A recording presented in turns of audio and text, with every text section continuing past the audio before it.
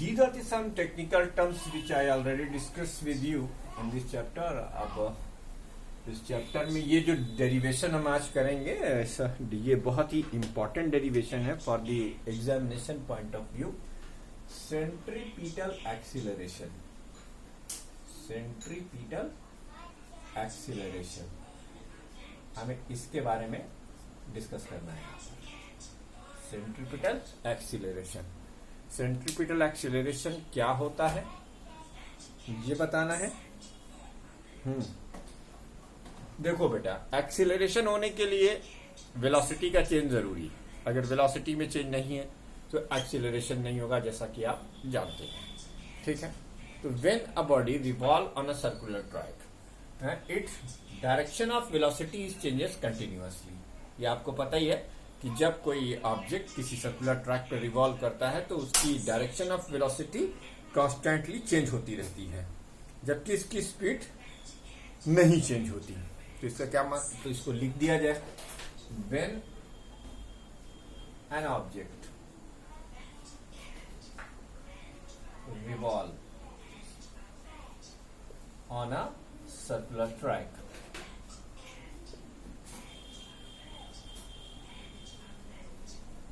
its direction of velocity changes continuously. Direction of velocity changes continuously. अब इसकी direction of velocity continuously change हो रही है. Continuously इसकी direction of velocity continuously change हो रही है. दो इस speed is thus there is an acceleration in the circular motion. Hence there is an acceleration. There is an acceleration in circular motion. हालांकि स्पीड कांस्टेंट है, लेकिन चूंकि डायरेक्शन चेंज हो रहा है तो डायरेक्शन की भी चेंज होने से वेक्टर चेंज हो जाता है. तो वेलोसिटी एक वेक्टर है, इसका मतलब वेलोसिटी भी चेंज हो रही है, तो एक्सीलरेशन होगा. Hence acceleration in circular motion which is always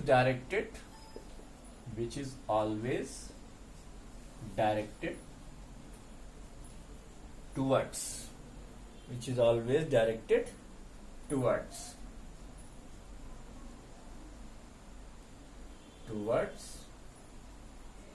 the center of the motion, center of the circular track. This acceleration is known as centripetal acceleration. This acceleration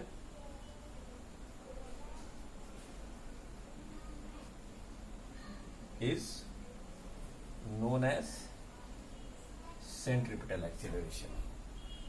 तो ये सेंट्रीपिटल एक्सीलरेशन की definition हो गई.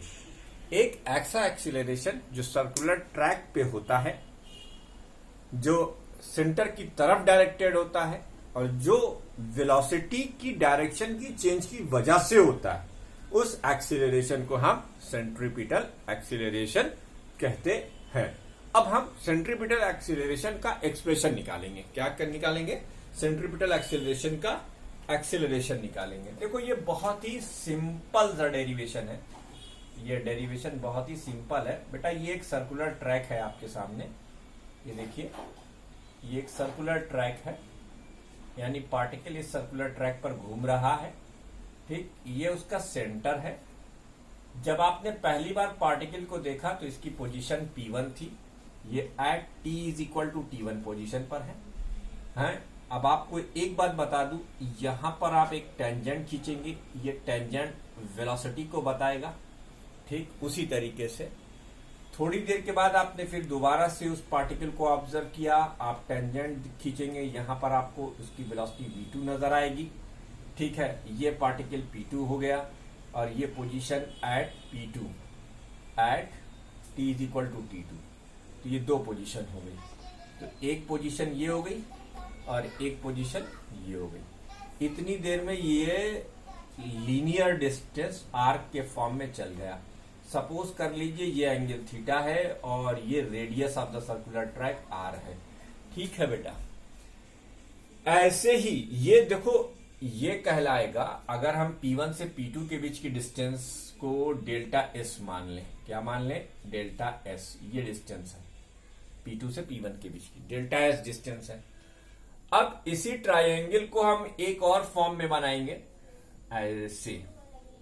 ठीक, similar triangle है बेटा ये, बस ये आपका डिस्प्लेसमेंट ट्रायंगल है और ये आपका वेलोसिटी ट्रायंगल है। ये v1 वेलोसिटी है, ये v2 वेलोसिटी है। तो जब P1 से P2 की तरफ पार्टिकल जाएगा तो उसकी वेलोसिटी में सपोज कर लीजिए चेंज डेल्टा v का आ गया, ये थीटा हो गया। ठीक है, ये एंगल सेम है। ठीक, ये ट्रायंगल है OP1 P2 और इस ट्रायंगल का नाम आप OAB रख दीजिए। ठीक, या इसको C मान, कंफ्यूजन ना हो इसलिए इसको C मान लीजिए। तो ये ट्रायंगल और ये ट्रायंगल सिमिलर नहीं, आइडेंटिकल है। एक तरीके से देखा जाए तो ये आइडेंटिकल ट्रायंगल्स हैं, बस इसमें हमने साइड्स को डिस्टेंस के टर्म्स में रिप्रेजेंट किया है, इसमें हमने साइड्स को वेलोसिटी वेक्टर्स के टर्म्स में रिप्रेजेंट किया है। और ये आप जानते हैं ट्रायंगल ऑफ वेक्टर एडिशन के अकॉर्डिंग v1 वेलोसिटी अगर P1 पर थी और B पॉइंट, जो कि अब हमने B पॉइंट मान लिया, यहां जाने पर अगर उसकी वेलोसिटी v2 होती है तो ट्रायंगल ऑफ वेक्टर एडिशन कहता है कि v1 plus delta v is equal to v2, यानी delta v is equal to v2 minus v1। बात सफा, हर रोज दफा याद रखिएगा। अब कुछ नहीं करना है, अब आपको लिखना है in similar deltas OP1 P2 and ABC। ABC in similar deltas OP1 P2 and ABC। ठीक बेटा, OP1 के करस्पॉन्डिंग यानी OP1 के करस्पॉन्डिंग एक साइड है AC और P1 P2 के करस्पॉन्डिंग साइड है AB। तो करस्पॉन्डिंग साइड्स का रेशियो इक्वल होता है, तो हम OP1 अगर इसमें ले लें तो इसके अंदर हम CA लेंगे, और अगर इसके अंदर हम P1 P2 ले रहे हैं, क्या ले रहे हैं? P1 P2 ले रहे हैं, तो इसके अंदर हम क्या लेंगे? AB लेंगे। ठीक, OP1 की वैल्यू आप R रख दीजिए, चिंता बिल्कुल मत करिएगा, और CA की वैल्यू मैग्नीट्यूड के टर्म्स में आप V लिख दीजिए। क्या लिख दीजिए? V।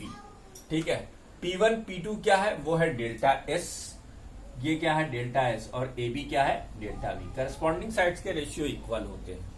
बच्चों ये जो डेल्टा वाले दो टर्म आपको दिख रहे हैं, इन दो टर्म को एक साइड अलग अलग कर दीजिए। यानी जो आपका अगला स्टेप है, वो अगला स्टेप देखो बहुत सिंपल हो गया। डेल्टा S अपॉन R इधर कर दीजिए और डेल्टा V अपॉन V इधर कर दीजिए, कोई फर्क नहीं पड़ता। ये अगला स्टेप हो गया आपका। अब इसके आगे का जो स्टेप है वो ये कि डिवाइडिंग बोथ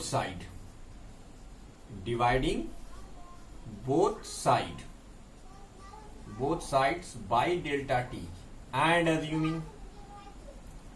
assuming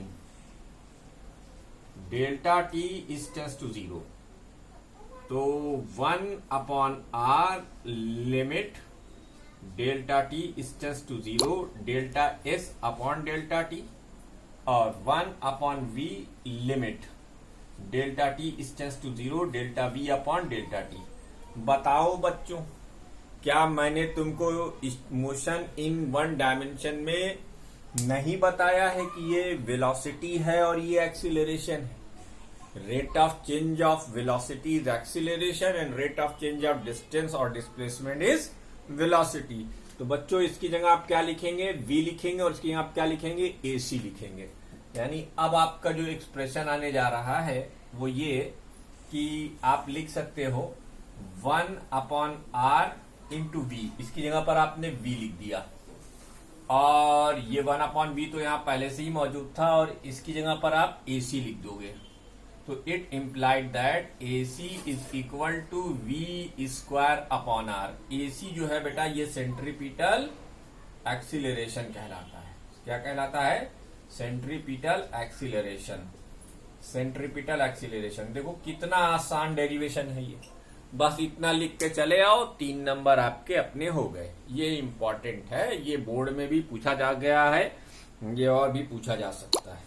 ठीक है, अब मान लेते हैं कि ये तो हमने यूसीएम के लिए लिया, यानी यूनिफॉर्म सर्कुलर मोशन। अब यूनिफॉर्म सर्कुलर मोशन ना होकर वेलोसिटी का अगर स्पीड कांस्टेंट है तब तो यूनिफॉर्म सर्कुलर मोशन है, अगर स्पीड भी बढ़ती रहे तब क्या होगा, तब 2 एक्सीलरेशन होंगे। एक तो सेंट्रीपिटल जो सर्कुलर ट्रैक पर घुमाएगी, और एक टेंजेंशियल जो कि स्पीड के मैग्नीट्यूड के बढ़ने और घटने के साथ घट या बढ़ रही है। तो मैं हट रहा हूं, 1 सेकंड के लिए आप वीडियो को पॉज कीजिए, ये डेरिवेशन नोट कीजिए, ये इंपॉर्टेंट है। हम आगे बढ़ते हैं। तो देवियों और सज्जनों, अगर आपके सामने एक स्थिति आ जाए जिसके अंदर आपके पास एक सर्कुलर ट्रैक हो और वेलोसिटी कॉन्टिन्यूअसली चेंज हो रही हो मैग्नीट्यूड में भी, अभी इससे पहले तो डायरेक्शन में चेंज हो रही थी, अब ये मैग्नीट्यूड में भी चेंज हो रही है। किस में चेंज हो रही है बेटा? अब वेलोसिटी मैग्नीट्यूड में भी चेंज हो रही है, तो इसको कहते हैं वेरिएबल सर्कुलर मोशन। तो वेरिएबल सर्कुलर मोशन, ये जो आपकी वेरिएबल सर्कुलर मोशन है, वेरिएबल सर्कुलर मोशन है, if the velocity if the speed of the revolving particle not remain constant, अगर वो कांस्टेंट न रहे, then motion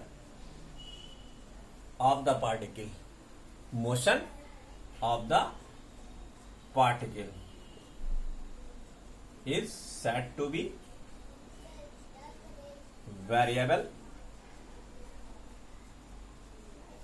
circular motion, variable circular motion कहलाती है। अब अगर मोशन वेरिएबल सर्कुलर है तो फिर आओ इसको हम समझाते हैं तुम्हें। तुमने ये सर्कुलर ट्रैक बनाया, ठीक, ये इसका सेंटर है, मान लो किसी स्टैंड पर पार्टिकल यहां है, तो इसके पास 2 एक्सीलरेशन होंगे, एक तो होगा ए सेंट्रीपिटल और एक होगा ए टेंजेंशियल। और इसका जो ये क्या होगा, ए टेंजेंशियल। अब देखो ये तुम्हारे ऊपर डिपेंड करता है कि तुम फिगर कहां बना रहे हो, ठीक है। अब इस पैरेललोग्राम को हम इसी तरीके से कंप्लीट कर देंगे, पैरेललोग्राम को कंप्लीट करेंगे तो ये इन दोनों का जो रिजल्टेंट होगा, अब वो नेट एक्सीलरेशन होगा जो कुछ यूं होगा, याद रखिएगा ए। तो ए टी क्या है बेटा? Tangential acceleration. क्या है ये? Tangential acceleration. और टेंजेंशियल एक्सीलरेशन जो होता है वो होता है डीवी बाई डी टी। क्या होता है? Limit delta T distance to 0 delta V upon delta T, यानी डीवी बाई डी टी। ये टेंजेंशियल एक्सीलरेशन है। और अभी अभी आपने कुछ देर पहले ही पढ़ा है सेंट्रीपिटल एक्सीलरेशन। तो सेंट्रीपिटल एक्सीलरेशन जो है, सेंट्रीपिटल एक्सीलरेशन, ये जो सेंट्रीपिटल एक्सीलरेशन है ये क्या होता है भाई? v² upon r। तो आपको अच्छे से पता है, देखो बेटा इन दोनों के बीच में एंगल 90 डिग्री का होगा, इसमें कोई दो राय नहीं है। क्यों? क्योंकि टेंजेंट सरकमफियरेंस पे परपेंडिकुलर होगा और रेडियस भी परपेंडिकुलर होगी। तो इन दोनों, ये कोई दो राय है ही नहीं कि इसके बीच में कोई और एंगल हो जाए। तो सेंट्रीपिटल एक्सीलरेशन और टेंजेंशियल एक्सीलरेशन के बीच में एंगल होगा 90 डिग्री का। तो नेट एक्सीलरेशन, अब हम इंटरेस्टेड हैं इस बात में कि what is the net acceleration. तो नेट एक्सीलरेशन जो आपका होगा, नेट एक्सीलरेशन, ये ए की वैल्यू होगी under the root AT² plus AC²। बेटा AT की जगह पर आप लिख दोगे dv अपॉन dt का होल स्क्वायर और ये v स्क्वायर अपॉन r का होल स्क्वायर। बात खत्म हुई। ये हो गया आपका नेट एक्सीलरेशन। अब बेटा एक्सीलरेशन ऐसे नहीं आता। मेरी बॉल देखिए ऊपर अभी हम उतार देंगे, रुक जाओ। एक्सीलरेशन ऐसे नहीं आता। एक्सीलरेशन तब आता है जब फोर्स होता है। आपको अकाउंटेबिलिटी देनी होगी किसी ऑब्जेक्ट की वेलोसिटी को चेंज करने की, कि आपने क्या किया है जो उसकी वेलोसिटी चेंज हो गई। जैसे आप किसी को भगाना चाहते तो आपको उसे डराना पड़ेगा। ये डर जो है ये फोर्स है, और जब वो भागा तो वो एक्सेलरेटेड मोशन में हो गया। तो अकाउंटेबिलिटी होनी चाहिए। तो अभी हमने आपके साथ डिस्कशन किया एक्सीलरेशन, सेंट्रीपिटल एक्सीलरेशन का। तो अब जब सेंट्रीपिटल एक्सीलरेशन है तो इसका मतलब इसको लगाने के लिए एक फोर्स भी होना चाहिए, उसे हम कहते हैं सेंट्रीपिटल फोर्स। तो वीडियो को पॉज कर पहले आप इसे भी नोट कर लीजिए। वेरिएबल सर्कुलर मोशन में दो एक्सीलरेशन काम करते हैं, एक सेंट्रीपिटल एक्सीलरेशन और एक टेंजेंशियल एक्सीलरेशन। इसके बाद हम अगला टॉपिक करेंगे सेंट्रीपिटल फोर्स। सेंट्रीपिटल फोर्स ये वेरी इंपॉर्टेंट टॉपिक है। सेंट्रीपिटल फोर्स क्या होता है ये आपको पता होना चाहिए। A force which provide the circular motion, a force which provide the circular motion is known as centripetal force. A force which provide the circular motion is known as centripetal force. एक ऐसा force जो centripetal, जो कि circular motion provide करता है, उसे हम क्या कहते हैं? सेंट्रीपिटल फोर्स कहते हैं। देखो, what is the centripetal force? Centripetal force, centripetal force की सीधी सादी डेफिनेशन है क्या? मैं इसे नीले शब्दों में लिखूंगा, मैं इसे चलो काले शब्दों में लिख देते हैं, वो गिर गई है। Centripetal force, a force which is responsible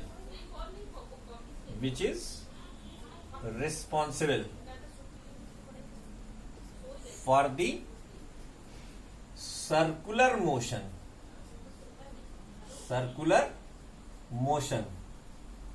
of an object, which is responsible for the circular motion of an object is known as centripetal force. Centripetal force एक ऐसा फोर्स जो कि रिस्पॉन्सिबल हो किसके लिए? ऑब्जेक्ट की सर्कुलर मोशन के लिए, उसे हम सेंट्रीपिटल फोर्स कहते हैं। इट इज ऑलवेज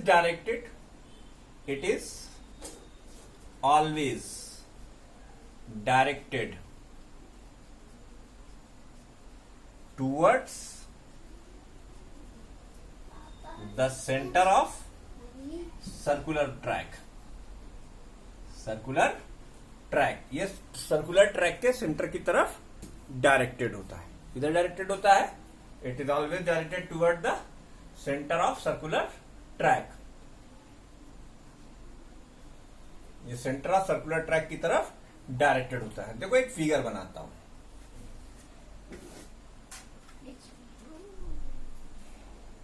अच्छा, सेंट्रीपिटल फोर्स कोई नया फोर्स नहीं होता, मौके पर मौजूद फोर्स ही सेंट्रीपिटल फोर्स होता है। जैसे मान लो कि आपने एक स्ट्रिंग को टाइट करके एक स्टोन को सर्कुलर ट्रैक पर घुमाना शुरू किया, तो जो रस्सी का टेंशन है, जो स्ट्रिंग का टेंशन है, वही सेंट्रीपिटल फोर्स बनेगा। Centripetal force is not a new force. हमेशा याद रखना, जिसकी वजह से सर्कुलर मोशन होती है वही फोर्स सेंट्रीपिटल फोर्स बनता है। सेंट्रीपिटल फोर्स कोई नया फोर्स नहीं होता है, याद रखिएगा इस बात को। इसकी डायरेक्शन हमेशा सेंटर की तरफ होती है और ये वेलोसिटी के टेंजेंट में होता है। ऐसे ही आप यहां भी रख सकते हैं। तो आप देख सकते हैं सेंट्रीपिटल फोर्स हर जगह, हर सिचुएशन में सेंटर की तरफ डायरेक्टेड होगा, एफ सेंट्रीपिटल और ये वेलोसिटी वेक्टर। इसी तरीके से आप यहां भी देख सकते हैं एफ सेंट्रीपिटल और ये डायरेक्टेड ये वेलोसिटी। देख लीजिए, चक्कर लगाता हुआ पार्टिकल और उसके चारों तरफ से घिरा हुआ ये सेंट्रीपिटल फोर्स। तो सेंट्रीपिटल फोर्स मौके पर मौजूद फोर्स का नाम होता है। जैसे कि मैंने आपको बताया एक स्टोन को आप टाइट करके हॉरिजेंटल या वर्टिकल सर्कल में घुमा रहे हैं, तो जो आप फोर्स टेंशन जो है, टेंशन जब तक टेंशन टाइट रहेगी रस्सी तब तक वो सर्कुलर ट्रैक पर घूमेगा। जैसे ही आप स्लैक करेंगे, छोड़ेंगे, वैसे ही वो टेंजेंशियली फ्लाई ऑफ कर जाएगा। टेंजेंशियल एक्सीलरेशन की वजह से वो सर्कुलर ट्रैक पर नहीं घूमेगा। तो बच्चों, सेंट्रीपिटल फोर्स का अगर हम फार्मूला डिराइव करना चाहें तो हम लिख सकते हैं centripetal force is equal to mass into centripetal acceleration. भाई जब सेंट्रीपिटल फोर्स है तो सेंट्रीपिटल एक्सीलरेशन होगा, ठीक है दद्दू, m into V square upon R. चलो तुम्हें एक फार्मूला और बताते हैं, AC बराबर आर ओमेगा का होल स्क्वायर अपॉन आर। अब ये ना कहना ये तुम्हें मालूम नहीं ओमेगा क्या। अब इससे पहले वाली वीडियो में एंगुलर फ्रीक्वेंसी थी, तो ये आर ओमेगा स्क्वायर हो गया। तो एक फार्मूला FC का अगर ये बना mv स्क्वायर अपॉन आर, तो दूसरा फार्मूला बना mr ओमेगा स्क्वायर। याद रखिएगा, centripetal force is not a new force. Centripetal force is not a new force. Centripetal force is not a new force. It is the force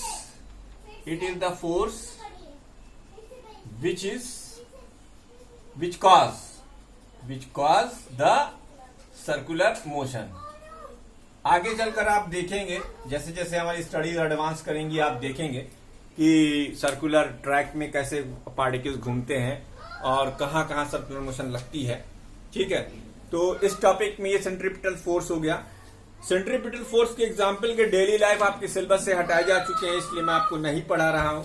एक centrifugal force की definition आपको मैं बताना उचित समझता हूं, इसे आप पढ़ लें। मोशन इन वर्टिकल सर्किल भी छोड़ दीजिएगा, ये भी सिलेबस से बाहर हो चुका है। स्यूडो फोर्स होता है सेंट्रीफ्यूगल फोर्स, जो आपने क्लास 10th में पढ़ा था। Centrifugal force, a force which is acted radially outward, a force which is acted radially outward,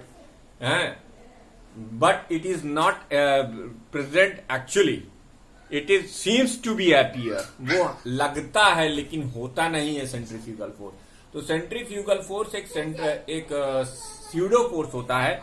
pseudo force का मतलब एक ऐसा फोर्स जो कि महसूस तो हो बट एक्चुअली में वो नहीं हो। तो सिलेबस में आपके चूंकि बहुत ज्यादा रिडक्शंस कर दिए गए हैं, इसलिए हम उसके बारे में भी ज्यादा बातें नहीं करेंगे। आपको 10th वाली डेफिनेशन याद रखिएगा और वही लिख दीजिएगा। A centrifugal force is the force which is acted on which is experienced by